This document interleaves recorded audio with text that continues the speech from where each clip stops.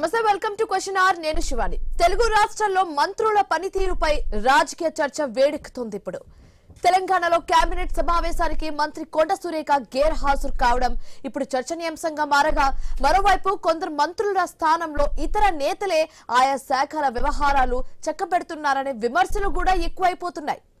ఆ మధ్య తెలంగాణలో సినిమా టికెట్ల ధరలపై జారీ అయిన జీవో రాజకీయ దుమారమే రేపిందని చెప్పొచ్చు. మంత్రి కోమటిరెడ్డి వెంకటరెడ్డికి సమాచారం లేకుండానే సినిమా టికెట్ల రేట్లను పెంచుతూ జీవో జారీ చేశారన్న ఆరోపణలు చర్చనీయాంశంగా మారాయి. ప్రభుత్వంలో కీలక నిర్ణయాలు మంత్రులకే తెలియకుండా జరుగుతున్నాయా అనే ప్రశ్నలు ప్రతిపక్షాల నుంచి వినిపిస్తున్నాయి. ఇదే పరిస్థితి ఆంధ్రప్రదేశ్ లోనూ ఉందని మాజీ మంత్రి పేర్ని నాని కూడా నిన్న మాట్లాడడం జరిగింది, ఆరోపించడం జరిగింది. మరి ముఖ్యంగా సిఐ నాగరాజు కేసులో హోంమంత్రి అనిత మౌనంగా ఉన్నారని, ఆమె శాఖకు సంబంధించిన వ్యవహారాల్లోనూ ఇతరులే జోక్యం చేసుకుంటున్నారని కీలక వ్యాఖ్యలు చేశారు. ఈ ఆరోపణలపై అధికార పక్షం ఎలా స్పందిస్తుందో ఇప్పుడు ఆసక్తికరంగా మారింది. చంద్రబాబు నాయుడు గారి యొక్క అద్భుతమైన పరిపాలన. ఇంతకంటే విచిత్రం ఏంటంటే, చంద్రబాబు నాయుడు గారు మీరు చాలా అవాకులు చవాకులు పేలుతున్నారు. ఇవాళ ఎందుకు మాట్లాడుతున్నానంటే, మీ ఏలుబడిలో మీరు లా అండ్ ఆర్డర్ మంత్రిగా లా అండ్ ఆర్డర్ మీరు చూసుకుంటూ మీ పరిపాలన, మీరు మంత్రిగా ఉన్న శాఖలో మీ అజమాయిషీలో ఉంటుంది ఆ శాఖ. మీ దగ్గర ఒక పోలీస్ స్టేషన్లో కస్టోడియల్ డెత్ చేయటమే కాకుండా శవాన్ని కూడా మాయం చేసి, శవం ఏమైందో కూడా ఇంతవరకు పోలీసు చెప్పలేని స్థితిలో, మీ ఐజీ గారు చెప్పలేరు, మీ ఇద్దరు ఎస్పీలు చెప్పలేరు, మీ అడిషనల్ ఎస్పీ అడ్మిన్ గారు చెప్పలేరు, మీ సిట్ చెప్పలేదు. చెప్పలేని స్థితిలో ఈరోజు పోలీసు విచారణ జరిగింది అంటే సిగ్గుపడాల్సింది నారా చంద్రబాబు నాయుడు గారు. లా అండ్ ఆర్డర్ మంత్రిగా మీరా? ఎవరు సిగ్గుపడాలి?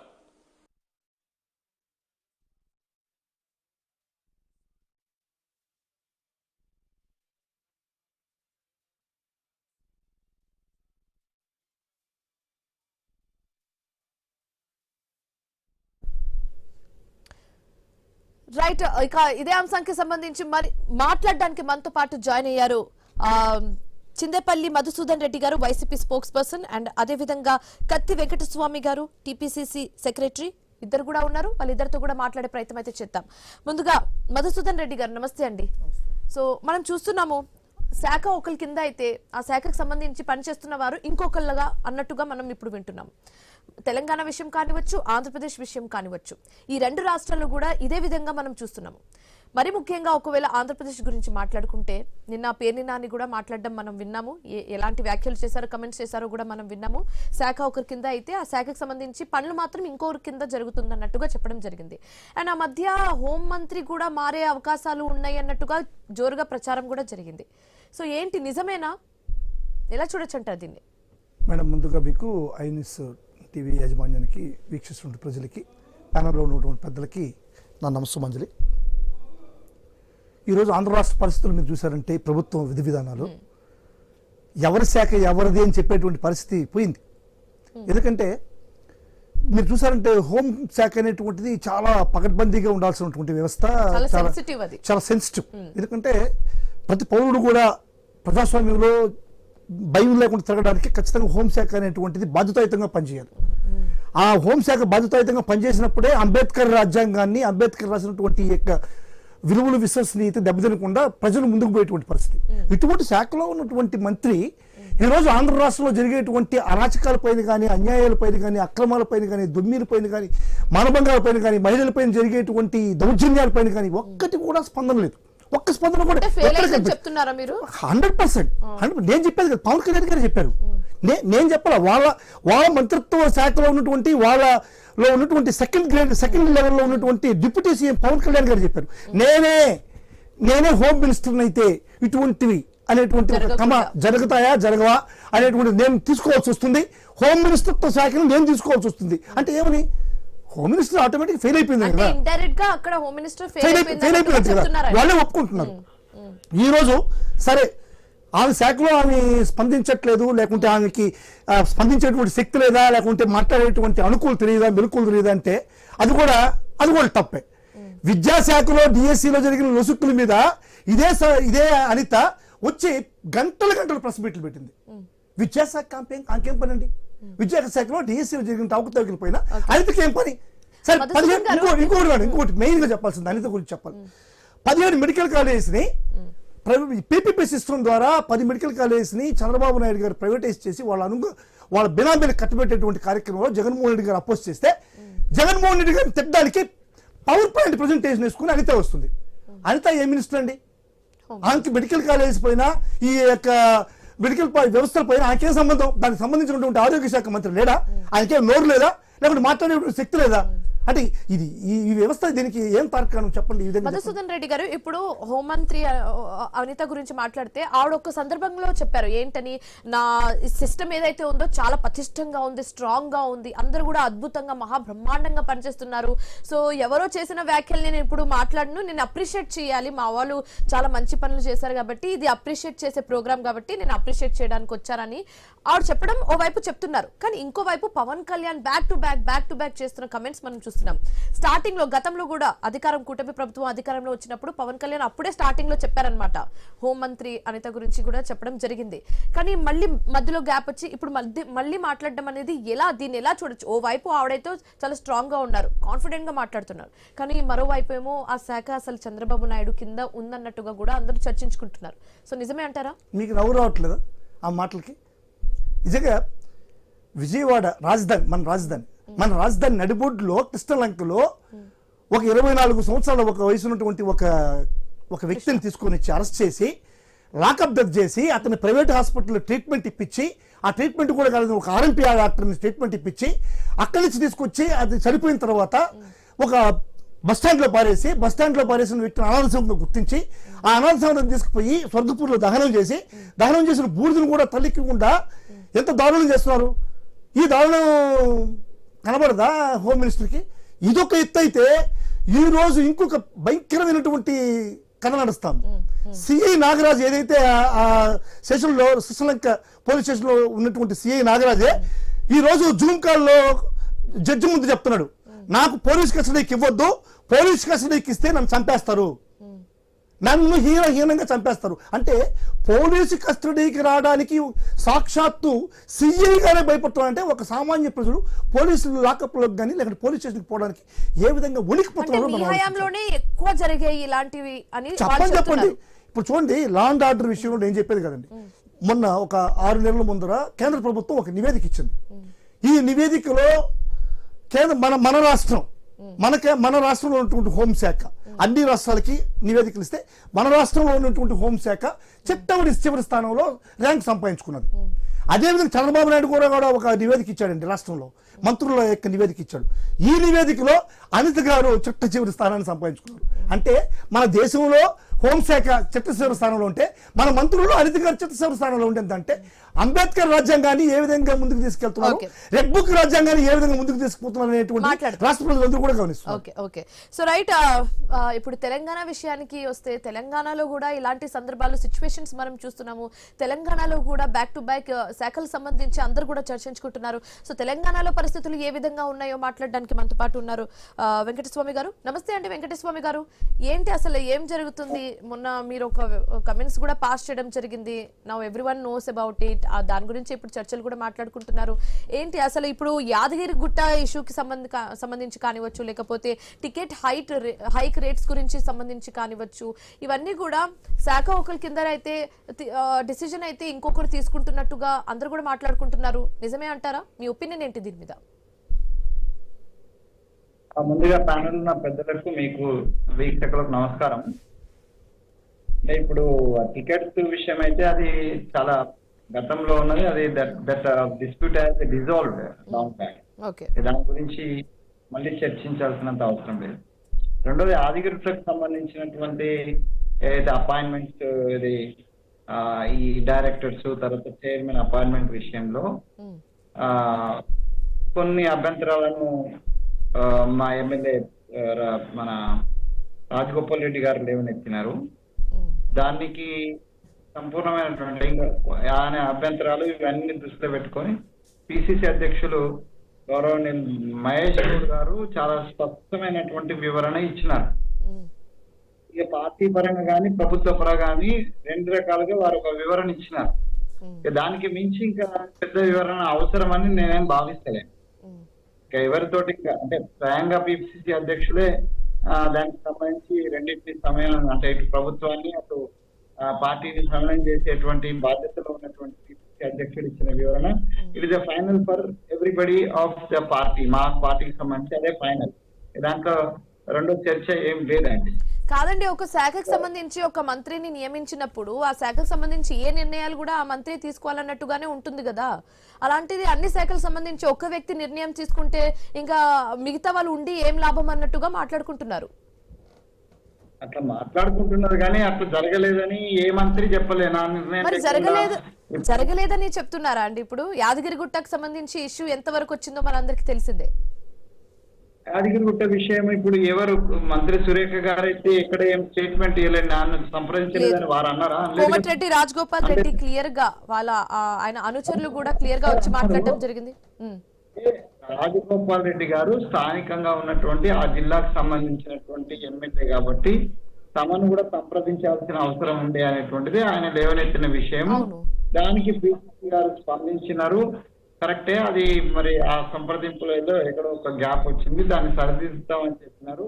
తర్వాత సురేఖ గారి అంటే అది చిరంజీవి గారి మిస్సెస్ ను అపాయింట్ చేసే విషయంలో కూడా చాలా స్పష్టమైనటువంటి వివరణ ఇచ్చినారు. ఎందుకంటే ఆ టీటీడీలో ఎట్లయితే తెలంగాణ ప్రాంతానికి సంబంధించిన వాళ్ళు ఉన్నట్టే ఇక్కడ ఈ లక్ష్మీనరసింహ స్వామి టెంపుల్ లో కూడా ఆంధ్ర ప్రాంతానికి సంబంధించిన వాళ్ళు ఉండడం పెద్ద తప్పు కాదు.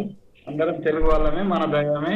ఈ దైవం దగ్గర మన కులాలు అంటే ప్రాంతాలను చూడాల్సిన అవసరం లేదనే వివరణ పిసిసి అధ్యక్షుల వారు on behalf of the party ప్రభుత్వం ఇచ్చినారు. ఇక కొండా సురేఖ గారి వైపు నుంచి ఎక్కడి నుంచి కూడా నెగిటివ్ గా తనకేం చెప్పలేదని కానీ తను దాంట్లో నిర్ణయంలో లేనని ఎక్కడ కూడా రాలేదు. మరి దాన్ని ఎట్లా మీరు తీసుకుంటున్నారు నాకు తెలియదు. ఓకే, సో ఇప్పుడు ఎందుకు కేబినెట్ మీటింగ్ కి కొండ సురేఖ ఎందుకు రాలేదు అని అందరూ కూడా ఆలోచిస్తున్నారు. ఎందుకై ఉండొచ్చు అంటారు? నాకున్న సమాచారం, నేను వరంగల్ వాడిని, మా ఆ ఫ్యామిలీ గురించి ఆ ఫ్యామిలీకి నాకు సంబంధాలు ఉన్నవాడిని. సో నాకు ఉన్న సమాచారం ప్రకారము వ్యక్తిగతమైనటువంటి ఆరోగ్య కారణం చేత అక్క రాలేదనేటువంటి నాకు సమాచారం. ఇక మిగతాది ఎవరైనా ఏమన్నా ఎందుకు రాలేదు అనే దాని మీద సంపూర్ణ వివరణ ఇవ్వాల్సింది మాత్రం మేడం గారే. మేడం గారిని కలుసుకున్నప్పుడు మీరు అడిగితే గానీ వారు చెప్పగలుగుతారు. నాకున్న సమాచారం మాత్రం వ్యక్తిగతంగా కొంత ఆరోగ్య కారణం చేత రాలేదని నాకున్న సమాచారం.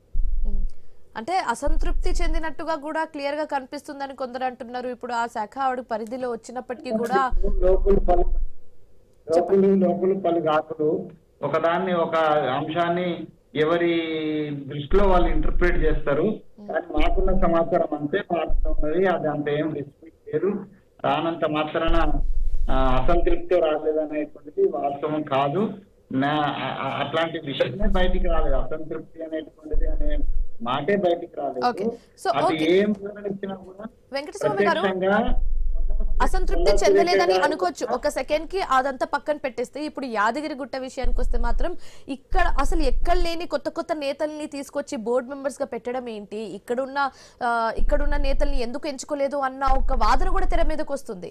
ఎప్పటి నుంచో ఎన్నో సంవత్సరాల నుంచో కాంగ్రెస్ పార్టీకి విధేయులుగా ఉంటున్న నేతల్ని పక్కన పెట్టి అసలు కొత్త వాళ్ళని తెర మీదకి తీసుకురావడం ఎందుకని కూడా అందరూ చర్చించుకుంటున్నారు. ఇప్పుడు అంటే మొత్తం రాష్ట్రానికి సంబంధించిన కమిటీ ఇది కాబట్టి రాష్ట్రంలో ఉన్నటువంటి పలు ప్రాంతాల నుంచి వేసినారు. ఈవెన్ ఆంధ్ర ప్రాంతం నుంచి కూడా చిరంజీవి గారి మిసెస్ సురేఖ గారు వేసినారు.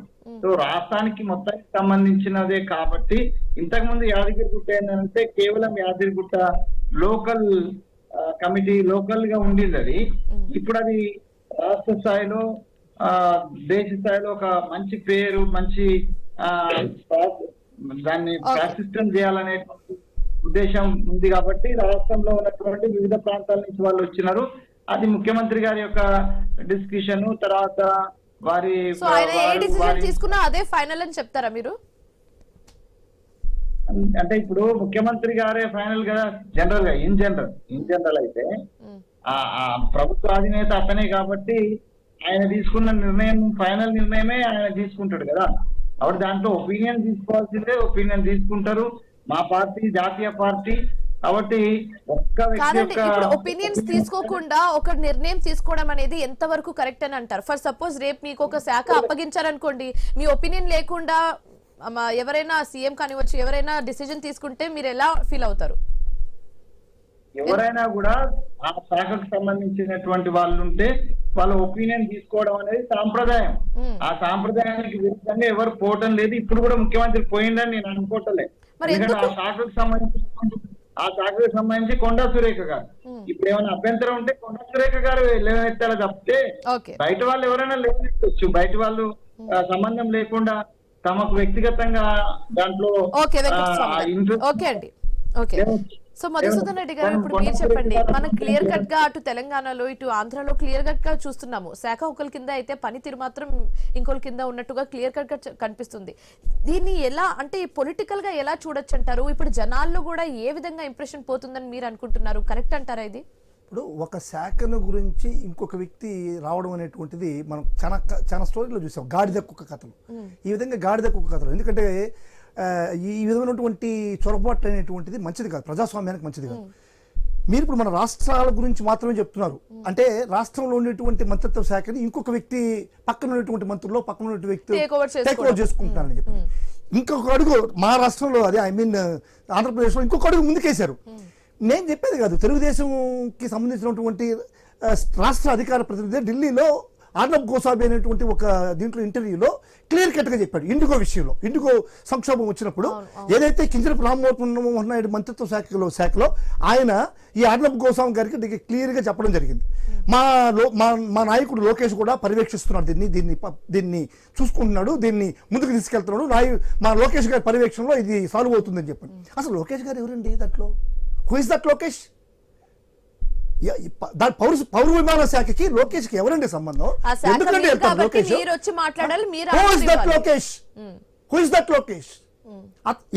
ఇది ఆంధ్రలో ఉన్నటువంటి పరిస్థితి.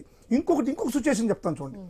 ఒక 6 నెలల ముందర మంత్రులు అచ్చెన్నాయుడు, నారాయణ, సత్యకుమార్, అనిత, సత్యప్రసాద్ వీళ్ళందరూ కూడా సింగపూర్కి వెళ్ళారు ఏదో పాఠాలు నేర్చుకోవడానికి. అసలు పాఠాలు నేర్చుకోవడానికి ఎందుకు పోవాలో అర్థం కావట్లేదు. ఇక్కడ ఉండేది విజనరీ చంద్రబాబు నాయుడు, ప్రపంచానికే పాఠాలు నేర్పించేటువంటి వ్యక్తి యొక్క సారథ్యంలో ఉన్నటువంటి ఈ మంత్రులు పాఠాలు నేర్చుకోవడానికి సింగపూర్కి పోవడం ఏంటి? అవివేకం కదా. సరే నేర్చుకొని పోయారు, అది ప్రజల అవివేకం, తప్పుపడుతున్నాం, ఓకే. దాంట్లో పోయినటువంటి అచ్చెన్నాయుడు ఏం మంత్రి అండి? వ్యవసాయ శాఖ మంత్రికి సింగపూర్లో ఏం పని? ఒక్క స్క్వేర్ ఇంచు కూడా వ్యవసాయం లేనటువంటి సింగపూర్లో వ్యవసాయ శాఖ మంత్రికి ఏం పని? ఇటువంటి పరిస్థితి కూడా మనం గమనించాలి. ఇంకొకటి, లోకేష్ గారు ఇండస్ట్రీస్ గురించి ఆహ్వానించడం కానీ ఇండస్ట్రీస్ గురించి చెప్పడం కానీ లోకేష్ గారు చెప్తారు. కానీ ఆ ఇండస్ట్రీస్ కి సంబంధించినటువంటి టీజీ భరత్ ఏమైపోయాడు? అసలు లోకేష్ అనేటువంటి వ్యక్తి ఇండస్ట్రీ మినిస్టర్ లేకుంటే విద్యాశాఖ. మొన్న ఆ మధ్య ఆంధ్రప్రదేశ్ నుంచి వచ్చే నేతలు ఇక్కడ తెలంగాణ శాఖల గురించి మాట్లాడడం కూడా మనం చూసాం. దాన్ని ఎలా చూస్తారు మీరు? ఇప్పుడు అదే ఉట్టికెక్కలేమో స్వర్గానికి ఎక్కిందంట. ఉట్లోనే ఏం చేయలేడు ఆయన, స్వర్గంలో మా రాష్ట్రంలోనే సతికిలు పడుతున్నారు. వాళ్ళ శాఖలు మెయింటైన్ చేసుకోలేక ఇదేంటంటే వీళ్ళంతా ఏంటంటే వింటి మీద రాయేసి వీపట్టం పెట్టే టైపు.